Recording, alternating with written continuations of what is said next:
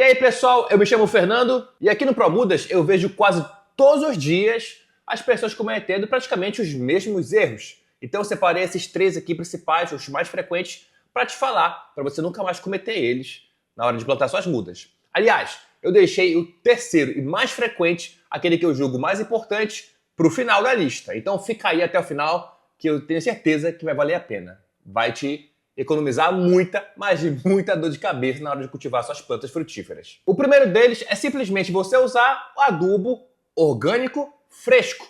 Como assim? Esse, sem sombra de dúvida, já levou muitas mudas frutíferas e de qualquer outra variedade ornamental ou hortaliças, por exemplo, à morte. Mas aqui no caso são as frutíferas e realmente eu vejo muitas pessoas cometendo esse erro. Gente, o adubo orgânico, ele é mas é um adubo muito bacana, é fenomenal para você utilizar na adubação das suas plantas, tá? O adubo orgânico nada mais é do que aquele adubo, aquele material proveniente de algum ser vivo.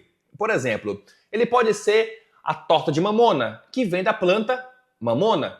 Ele pode ser a farinha de osso, que vem da onde? Do osso de alguns animais, como por exemplo, osso de gado. Ou ele pode ser o excremento de algum animal, o esterco, por exemplo, de gado, de galinha, de carneiro, enfim, tem vários materiais que você pode utilizar como adubo orgânico. E o adubo orgânico, apesar de ser fenomenal, ele apresenta um risco muito grande para nossas plantas, que é simplesmente o de você utilizar ele fresco antes de fazer o chamado curtir o adubo.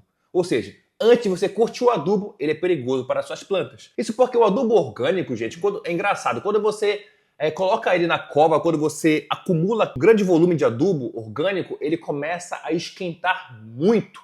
Ele entra num processo de compostagem, né? Então ele vai aumentar muito a sua temperatura, chegando ao ponto de literalmente matar sua planta por causa do calor. Além disso, ele também pode matar sua planta por causa da alta concentração de alguns desses adubos terem de nitrogênio. Então, quando na verdade você faz o processo que a gente chama de curtir o adubo, você está eliminando grande parte desse nitrogênio, vamos dizer assim, em excesso, e já até bem previne a sua planta de enfrentar ali uma condição de uma temperatura muito alta que aquele adubo orgânico vai provocar no ambiente. Então, antes de você usar um adubo orgânico, certifique-se de que ele já está curtido, de que ele já esquentou, de que ele já esfriou naturalmente, de que ele já eliminou parte daquele nitrogênio em excesso que ele contém na sua composição. E dessa forma, ele vai estar seguro para o seu uso.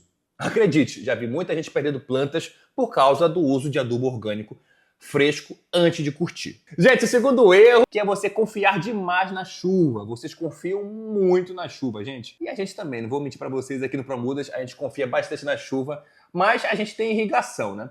Então, por conta disso, muitas pessoas que confiam demais nas chuvas e acabam não implantando o sistema de irrigação no seu plantio, acabam simplesmente perdendo grande parte das suas mudas. Ela forma o seu pomar, ela planta todas as suas mudas e aí, contando com a chuva para poder fornecer a água necessária para suas plantas, acabam cometendo um grande erro. Uma estiagem de 3, 4 ou 5 dias parece pouco, mas para uma muda, que é uma planta bebê ainda, ela acaba sofrendo bastante. E aí, dependendo do quantos dias fica sem chuva, pode ser que a planta morra. Então, muitos produtores, eu vejo isso com muita frequência, acabam perdendo grande parte das suas mudas frutíferas ao realizar seu plantio, porque não tem irrigação, conta com a chuva totalmente para poder fornecer a água necessária para o seu plantio.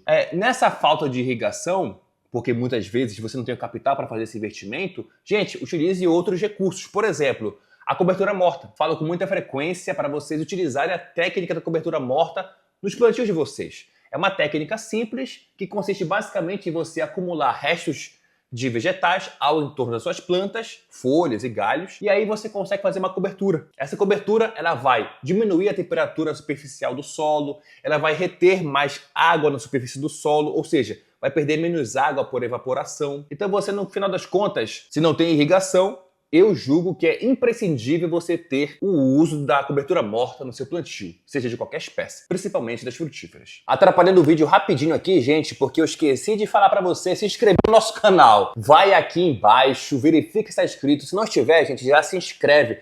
A gente está bem pertinho de 10 mil inscritos, bem pertinho mesmo. Então vai lá, nos apoie. Se esses conteúdos que você assiste aqui no nosso canal do ProMudas te ajudam de alguma forma a cultivar melhor suas plantas, poxa, a gente merece, gente. Então vai aqui embaixo e nos incentive a trabalhar cada vez mais para poder te ajudar a ter um cultivo cada vez melhor. Vai lá e se inscreve. Vamos chegar juntos a 10 mil inscritos. Bora voltar ao vídeo. E o terceiro erro, e esse eu julgo o mais importante de todos, é simplesmente você não conhecer como é que funciona a polinização da espécie que você está cultivando. Gente, esse é um erro que eu acho muito, mas muito grave. Porque, imagina o seguinte, nos outros dois erros que eu citei, a adubação com adubo orgânico ou a confiança na chuva e não ter irrigação, são erros que geralmente você já tem um impacto no começo do plantio. Quando você prepara a cova com adubo orgânico e não fermentou ele ainda, não curtiu ele ainda, você perde a muda logo no seu estágio inicial. Quando você não tem irrigação, você enfrenta um dia de seca e você perde a muda no seu estágio inicial. Só que esse erro aqui, gente, ele vai acontecer quando você já tem o pomar muitas vezes já implantado. Muitas vezes acontece de você já ter cultivado aquelas plantas durante anos até chegar na fase de formação de frutas. E aí você descobre um problema, que você não foi atrás de conhecer como é que funciona a polinização no caso daquela variedade, daquela espécie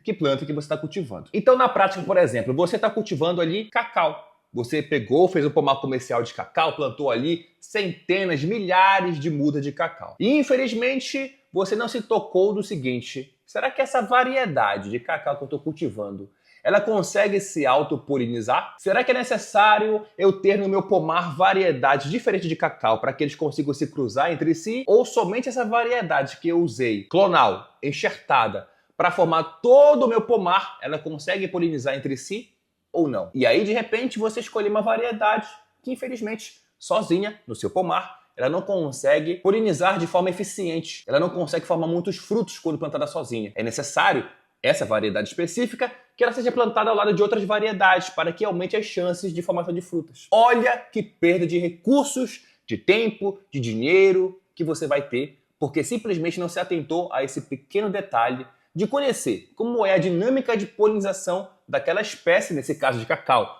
dessa variedade de cacau que você implantou no seu pomar comercial. Agora, pomar doméstico também acontece a mesma coisa. Vamos supor que você plantou uma jabuticaba lá na sua casa, no seu apartamento, e você cultivou ela até chegar na fase adulta, que beleza. Mas, infelizmente, você não se tocou de que existe a necessidade de um polinizador, de algum inseto específico carregar o pólen de uma flor até outra flor para poder fecundar essa flor e aí sim formar seus frutos. Tá lá, tá cheio de flor a sua jabuticaba, mas nenhuma fruta é formada, porque o polinizador, o inseto responsável por carregar aquele pólen, não está presente naquele ambiente. E aí, a sua jabuticaba, por mais que tenha flores, não forma frutas. Esse, sem sombra de dúvidas, é um dos erros mais frequentes que eu vejo as pessoas cometerem, cultivando uma diversidade muito grande de espécies, como abacate, cupuaçu, cacau, e aí tem um grande prejuízo.